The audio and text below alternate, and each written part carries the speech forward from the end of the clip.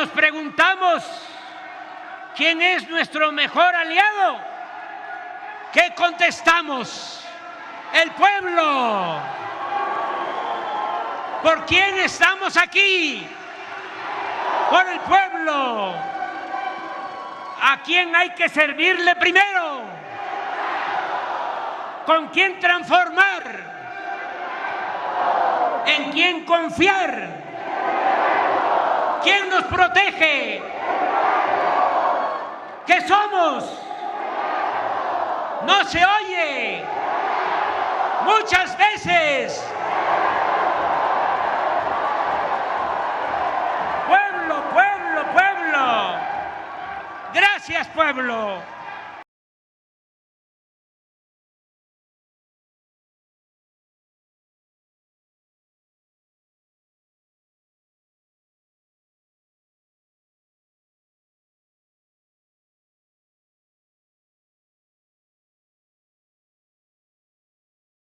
¡Ánimo!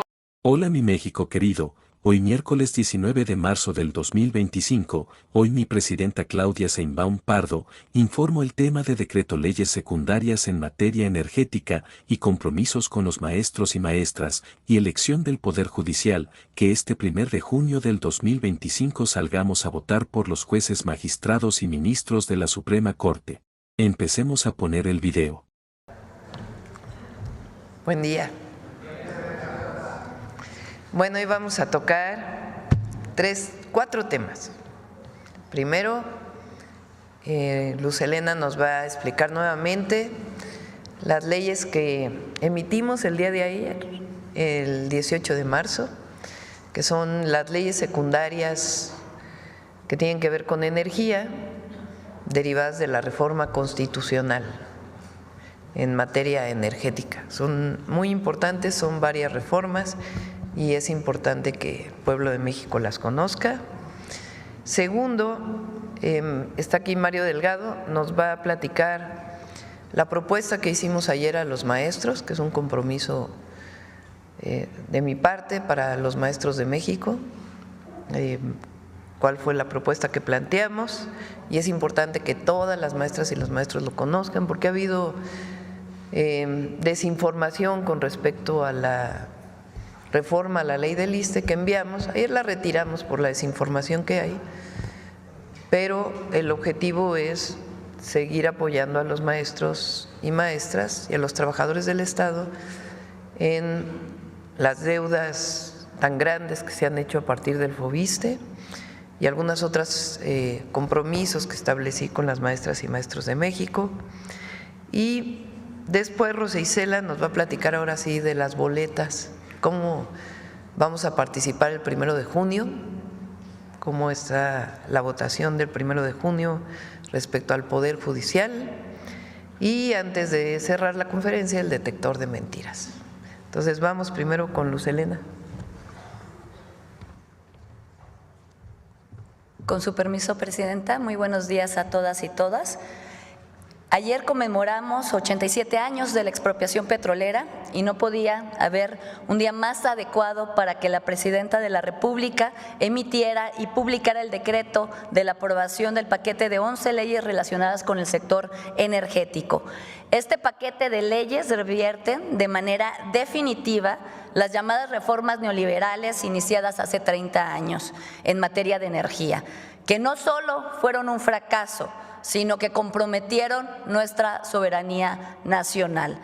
Hace menos de una semana, el 12 de marzo, la Cámara de Diputados aprobó el paquete de iniciativas enviadas por la Presidenta primero al Senado y después a la Cámara de Diputados, mediante las cuales se expiden 8 leyes secundarias y se reforman 3 leyes secundarias. Las 8 leyes que se expiden es la Ley de la Empresa Pública del Estado Comisión Federal de Electricidad, la Ley de la Empresa Pública del Estado Petróleos Mexicanos, la Ley del Sector Eléctrico, la Ley del Sector Hidrocarburos, la Ley de Planeación y Transición Energética, la Ley de Biocombustibles, la Ley de Geotermia, la Ley de la Comisión Nacional de Energía, y se reforman la Ley de Ingresos sobre Hidrocarburos, la Ley del Fondo Mexicano del Petróleo sobre la Estabilización y el Desarrollo y la Ley Orgánica de la Administración Pública Federal. Todo este paquete de leyes, la que sigue, tiene como objeto central, como ya mencioné, recuperar y fortalecer la soberanía energética. Es decir, ¿qué quiere decir esto? Que podamos garantizar como país la energía necesaria para toda la actividad social y económica de México, que la energía llegue a todas y todos los mexicanos, especialmente a los de menores recursos, que no dependamos de intereses internacionales ni de mercados para que esto ocurra.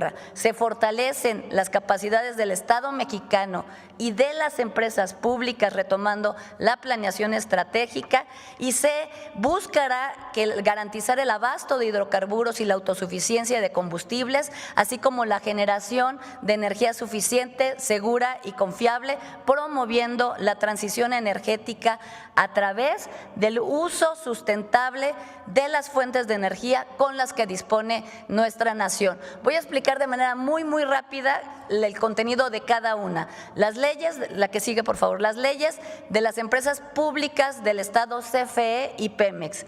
Con estas leyes, Pemex y CFE vuelven a asumir su carácter de empresas públicas, cuya naturaleza no es la de una competidora más en un mercado, sino son las empresas ejes de la planeación de todo el sector energético. Por eso, el concepto de monopolio no les es aplicable, dado su renovada y su principal papel en la rectoría general del sector y de velar de los intereses de todos los mexicanos. Las dos empresas más importantes para el Estado, que fueron desmembradas en múltiples subsidiarias, gracias a estas leyes se integrarán vertical y horizontalmente a partir de hoy para lograr una mayor eficiencia, desplegar proyectos, que se garantice el abasto, la energía suficiente y que se acelere la transición energética. La ley del sector eléctrico. Aquí en esta ley se reconoce el concepto de prevalencia, que determina que los particulares, los privados, no tendrán mayor participación en el sector que el Estado, toda vez que es precisamente el Estado el que es el garante de la continuidad, la accesibilidad, la seguridad y la confiabilidad del servicio de electricidad. El Estado mantendrá al menos el 54% del promedio anual de generación inyectada a la red eléctrica nacional. No obstante, también en esta ley se establecen esquemas ordenados, transparentes para la participación de los privados con proyectos de inversión mixta y proyectos de largo plazo en generación de electricidad. Pero se reconoce que la CFE debe cumplir con su responsabilidad social y garantizar la continuidad y accesibilidad del servicio público de electricidad. La ley de hidrocarburos. En esta ley se fortalece a Pemex otorgándole preferencia siempre en la determinación y elección de las asignaciones para la explotación y extracción de hidrocarburos. Y también en esta ley se implementan esquemas que también van a permitir la participación de Pemex junto con la iniciativa privada en proyectos de desarrollo mixtos. Pero se robustece también la trazabilidad de los hidrocarburos desde su importación hasta el expendio al público. Se van a incorporar como responsables solidarios a los importadores, se van a regular y a determinar la información que debe de ser entregada en toda la cadena de producción. La ley de planeación y transición energética. Aquí se fortalece la planeación energética mediante el establecimiento de que la planeación, se retoma la planeación por parte del Estado y esta se vuelve vinculante. Además, en esta ley se reconoce por primera vez el concepto de justicia energética y se establecen los mecanismos para reducir la pobreza energética, las desigualdades sociales y de género en el acceso a la energía, así como fomentar el desarrollo regional y la participación de los pueblos originarios en proyectos energéticos. Posteriormente tenemos tanto la ley de biocombustibles como la ley de geotermia. En ella se actualiza el marco legal para el aprovechamiento de estos recursos, de los recursos geotérmicos y también el desarrollo sustentable de los biocombustibles. ¿La que sigue? La ley de la Comisión Nacional de Energía. Con esta ley se crea la Comisión Nacional de Energía como un órgano administrativo desconcentrado de CENER con independencia técnica y operativa, con la finalidad de contar con las capacidades técnicas de más alto nivel para poder llevar la regulación del sector. Se transfieren algunas atribuciones de la CRE a la CNE, quien será la encargada de promover en todo momento el desarrollo ordenado de las actividades del sector de conformidad a la planeación vinculante. La Ley de Ingresos de Hidrocarburos. En esta ley se reconoce el derecho petrolero para el bienestar como nuevo régimen fiscal de Pemex, el cual reemplazará un esquema fiscal que contemplaba 3 derechos fiscales: el derecho por la utilidad compartida, el derecho de exploración de hidrocarburos y el derecho de extracción de hidrocarburos. Este nuevo modelo le da solidez financiera a Petróleos Mexicanos. Tendrá una tasa única para la extracción de hidrocarburos del 30% y una tasa del 12% en el caso del gas natural.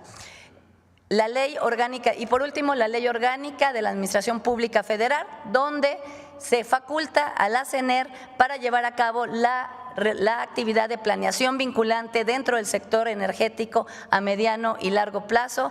Para el ejercicio de las atribuciones en materia energética y de hidrocarburos, la CENER va a contar con un comité de asignaciones de contratos y permisos, y también se va a auxiliar con el órgano administrativo desconcentrado denominado Comisión Nacional de Energía, que también se crea en este paquete. Este paquete de leyes es de grandes dimensiones, propias de una transformación histórica, porque la generación eléctrica, el petróleo y los recursos que generan han vuelto a ser del pueblo. Han sido rescatados y ahora serán administrados sobre todo en beneficio del pueblo. Las reformas constitucionales y las reformas legales que ayer publica la Presidencia de la República rescatan y relanzan a la energía y sus sectores como lo que son: un bien estratégico, insustituible, cuya garantía estará a cargo del Estado y no sujeto a un juego mercantil de intereses privados. En el esquema previo, en el esquema neoliberal, como hemos visto, el excluido era el Estado, minimizando su presencia, desplazándolo paulatinamente, pero no obstante, por fortuna, millones y millones de mexicanos, para millones de mexicanos, llegó la transformación de la vida pública portadora de otra visión y otros valores como el bienestar del pueblo y la justicia social. Estas reformas son históricas y son ejemplo de este cambio transformador. Es cuanto, presidente.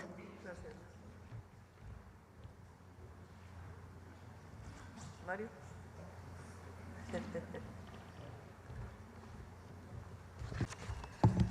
Muchas gracias. Buenos días a todos y a todas. Con su permiso, presidenta, informarles que ayer la presidenta de la República tomó varias decisiones muy importantes que tienen que ver con todos los trabajadores al servicio del Estado, incluyendo, por supuesto, a los maestros y a las maestras. Y es que, atendiendo a distintas inquietudes de las y los trabajadores al servicio del Estado, particularmente de maestros y maestras, y esta falta de información que se generó en torno a la iniciativa de reforma a diversas disposiciones de la ley del ISSSTE que se presentó el pasado 7 de febrero de 2025, ayer la presidenta de la República decidió retirar esta iniciativa, para que no haya malas interpretaciones, para que no haya desinformación, para que no se planteen cosas que en realidad no contenía la iniciativa. Entonces se retira la iniciativa de ley del ISSSTE que se presentó el pasado 7 de febrero. Ayer la secretaria de Gobernación informó al respecto de manera oportuna. Sin embargo, la presidenta tiene el compromiso de mejorar siempre las condiciones de los trabajadores, de los maestros y las maestras. Entonces, los beneficios que venían en esa iniciativa, la presidenta está plantearlos, rescatarlos a través de un decreto presidencial. ¿De qué beneficios estamos hablando? Pues muy importantes, aquellos que tienen deudas que se han vuelto impagables ya durante tantos años, que el FOBISTE tenga la capacidad de condonar, de perdonar, de hacer quitas de esas deudas del FOBISTE, de los derechohabientes del ISSSTE. Y además que el FOBISTE pueda volver a construir casas. Hace mucho tiempo que no construye el FOBISTE. Y esto ha limitado que los trabajadores puedan ejercer el derecho a la vivienda. Entonces, los beneficios de esta iniciativa trataban precisamente de proteger el derecho a la vivienda que tienen los trabajadores al servicio del Estado. Entonces, eso se va a buscar establecer mediante decretos. Ahora, otro asunto muy importante que tomó la presidenta y lo vamos a explicar aquí en la presentación, que es que se congele la edad mínima de jubilación que se establece en la ley. ¿Qué es esto? Vamos a explicar un poco. Actualmente los trabajadores, los derechohabientes del ISSSTE son, bueno, le regresamos un poco, hay 3.2 millones de trabajadores activos, hay dos sistemas de pensiones actualmente vigentes, la de contribución definida, las cuentas individuales, que es a partir de la reforma del 2007, aproximadamente el 76% de los trabajadores activos está en este sistema de contribución definida y hay un 4.5% de trabajadores pensionados en ese sistema. Después está el sistema de beneficio definido, que es a partir del 10º transitorio de la ley del ISSSTE del 2007, es decir, que tenían su pensión determinada. Actualmente hay un 24% de trabajadores en este sistema y hay un 95.5% de trabajadores jubilados en el régimen de beneficio definido. Todos los trabajadores que están en cuentas individualizadas, esto es importante recordarlo, van a tener acceso al Fondo de Pensiones para el Bienestar. Pero bueno, vamos a lo de la edad, que es lo que ayer tomó la decisión la presidenta. Actualmente la ley tenía un incremento en la edad mínima de jubilación creciente. Es decir, si no se hace nada, pues para el 2024-25 señala 58 años para hombres, 56 para mujeres. Para el 2006 aumentaría a 59 años en la edad mínima de jubilación para hombres y 57 para mujeres, y a partir del 2028 se va a 60 años para hombres y a 58 para mujeres. ¿Cuál es la propuesta que le hace a las maestras y maestros del país la presidenta? Que se congele la edad mínima de jubilación en lo que está actualmente, en 58 años y 56 años, en lo que continúa la discusión de este cambio en el régimen de pensiones y se determina la edad final de jubilación. Por último, nada más decir que está también, no hay que olvidar dos cosas: el Fondo de Pensiones para el Bienestar, que está aprobado y son beneficiarios los trabajadores del ISSSTE que están en cuentas individualizadas, y hay que recordar también que todas y todos los trabajadores tendrán derecho a la pensión de adultos mayores para el bienestar. Todo esto pues, es el paquete que contribuye a tener pensiones dignas. Estas son las propuestas, los compromisos que hizo el día de ayer la presidenta con los maestros, las maestras y en general todos los trabajadores al servicio del Estado. En resumen, retiro inmediato de la iniciativa de la reforma del ISSSTE presentada el 7 de febrero de 2025. Segundo, establecer un programa para congelar, disminuir con quitas o condonar las deudas problemáticas que se han vuelto impagables para acreditados del FOBISTE. Además, se revisarán los mecanismos para recuperar las atribuciones del FOBISTE para reconstruir, rehabilitar y mejorar vivienda social para las y los trabajadores del Estado.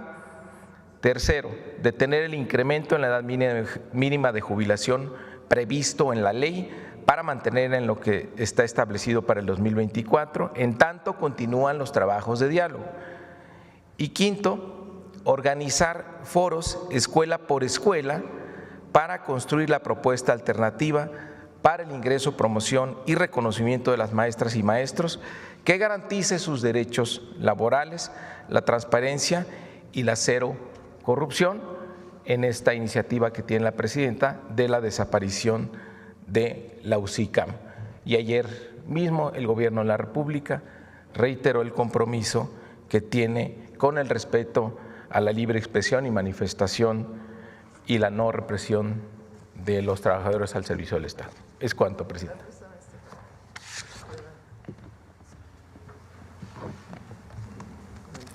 ¿Sí? Sí.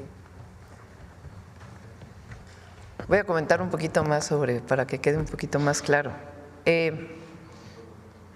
Desde hace mucho tiempo, las maestras y los maestros de México, particularmente organizados a través de la Coordinadora Nacional de Trabajadores de la Educación, han estado pidiendo la derogación de la ley del ISSSTE que se aprobó en el 2007.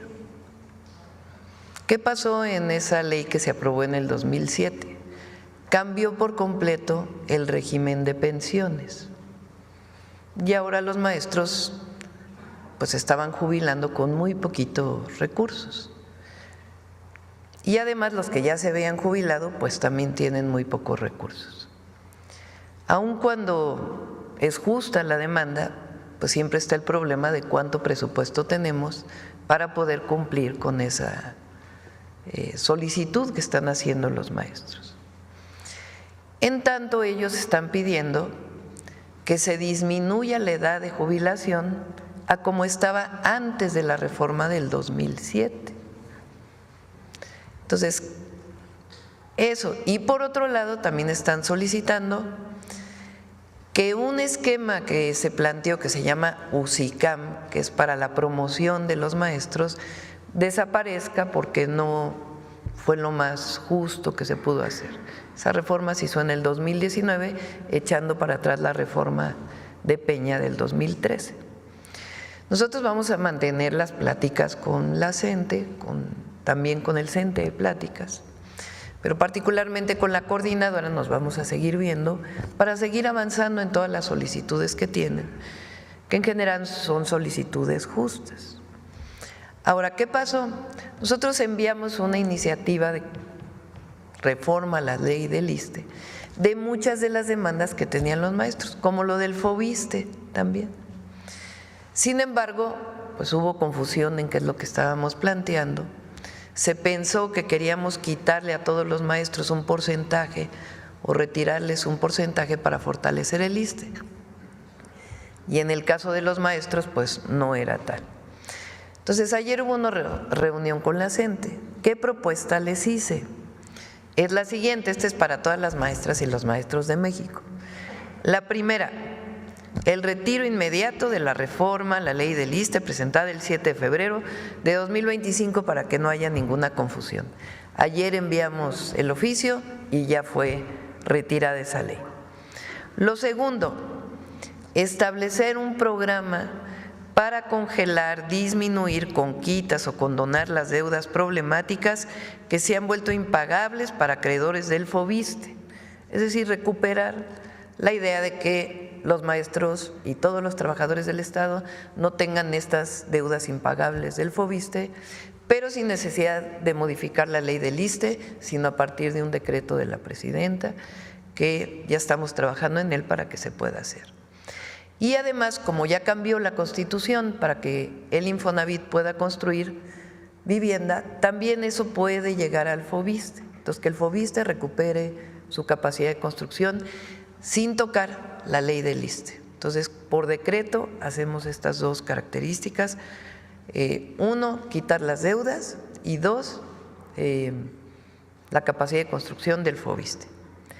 Tres, detener el incremento, esto es importantísimo, este es para todas las maestras y maestros. Recientemente en Tabasco, una maestra me dijo, si yo me hubiera jubilado, ya con lo que estaba el año pasado, con la edad que estaba el año pasado ya me hubiera jubilado.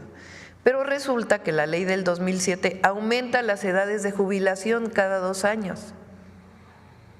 Entonces imagínense que el que se jubiló en el 2023 se jubila a una edad, pero el que se jubila en 2025 se jubila a otra edad.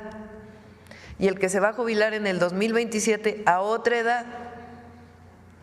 Y el del 2030 a otra edad, o 2029 a otra edad. Así ha ido aumentando la edad de jubilación. Entonces la propuesta que les hice, en tanto siguen los diálogos y nosotros seguimos haciendo el cálculo de cómo mejorar las pensiones, detenemos, congelamos la edad de jubilación. Entonces se congela la edad de jubilación a lo que estaba en 2024, ya no va a seguir aumentando. Eso es ya un acuerdo que tuvimos. Representa recursos, sí, pero pues ustedes saben que con austeridad damos estos beneficios y cada año representará un recurso adicional, pero estamos en condiciones de hacerlo. Esto es en principio en lo que continúan las pláticas. Lo otro que ellos están pidiendo es que cambie el esquema de promoción de UCICAM. ¿Qué propuesta les hice? En vez de que hagamos foros, que no sabemos quién llega, vámonos a foros escuela por escuela. Vámonos a una consulta abajo con todos los maestros y maestras de México, a cada escuela pública del país, para saber qué opinan los maestros y las maestras del régimen actual de promoción y cómo quieren que cambie. Y a partir de este foro, escuela por escuela, escuela por escuela, todas las escuelas del país, construimos la propuesta de modificación al tercero constitucional. Esas son las propuestas que hicimos. Entonces, repito nuevamente para las maestras y maestros, el retiro inmediato de la iniciativa de reforma del ISSSTE. 2, hacer quitas y todas las condonaciones que se requieran para que ya no se deba tanto en las deudas del FOBISSSTE y decretar la construcción que el FOBISSSTE pueda construir vivienda y no solo dar créditos. 3, congelar la edad de jubilación, que ya no siga aumentando. Y 4, foros escuela por escuela para ver realmente qué quieren los maestros respecto a los esquemas de promoción. Esas son las 4 propuestas que hicimos y evidentemente pues no vamos a ejercer por parte del gobierno federal ninguna represión a los maestros en su movilización. Y esto no es definitivo, o sea, no es lo último. Seguimos dialogando y seguimos viendo mientras seguimos haciendo los foros con las maestras y los maestros. Entonces, esta es la propuesta que hicimos para beneficio de las maestras y los maestros. Y ahora sí vámonos a cómo vamos a participar el 1 de junio.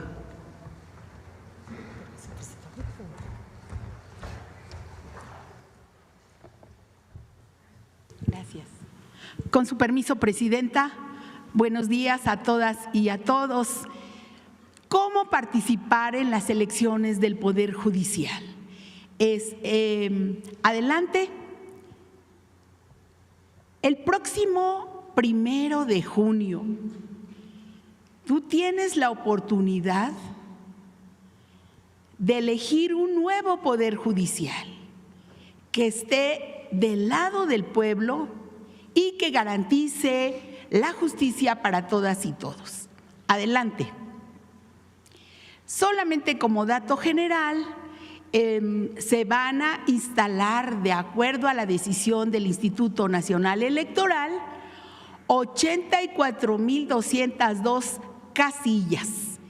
Y esto es para alrededor de 100 millones de ciudadanas y ciudadanos que estarían participando o forman parte de la lista nominal. Adelante. ¿Cómo se puede participar? A la llegada a la casilla, cada persona que acuda recibirá 6 boletas para la elección federal de distinto color cada una. quién se va a elegir? A las ministras y ministros de la Suprema Corte de Justicia de la Nación, a las magistraturas de la Sala Superior del Tribunal Electoral, también a las magistraturas del Tribunal de Disciplina Judicial y a las magistraturas de las salas regionales del Tribunal Electoral del Poder Judicial de la Federación y las magistraturas de circuito y los juzgados de distrito. Son, como ustedes ven, 6 elecciones, 6 boletas diferentes. Y en 19 entidades, también hay que decir, podrás elegir a juzgadores locales. Adelante. ¿Qué contiene cada boleta que se recibirá? Son aquí 4 puntos que vamos a señalar. 1, en forma de título que está en la parte superior, ahí el cargo que estará eligiendo. En este caso, dice ministras y ministros de la Suprema Corte de Justicia de la Nación. El listado de candidaturas que se ven aquí, obvio no tiene aquí nombres, está ordenado alfabéticamente y dividido por género. Del lado izquierdo las mujeres y del lado derecho hombres. Cada persona candidata tiene designado con un número que antecede a su nombre. Aquí se ven 1, 2, 3 y así consecutivamente en cada boleta.